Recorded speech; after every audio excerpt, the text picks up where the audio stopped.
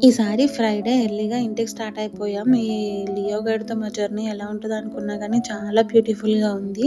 కింద రచ్చ చేస్తున్నాడని చెప్పి మేము లగేజ్ సర్దుకునేంత వరకు బ్యాక్ సీట్‌లో పెట్టేసాం.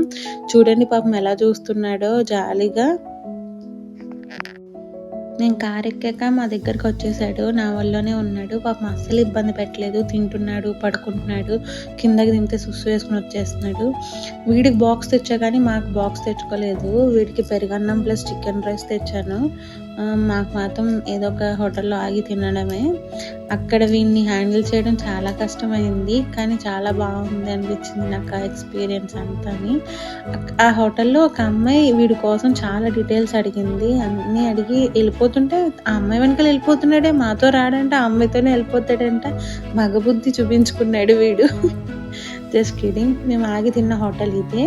దీని తర్వాత ఇంకా నేను రికార్డ్ చేయలేదు. మేము ఇంటికి చేరేసరికి 2 అయిపోయింది.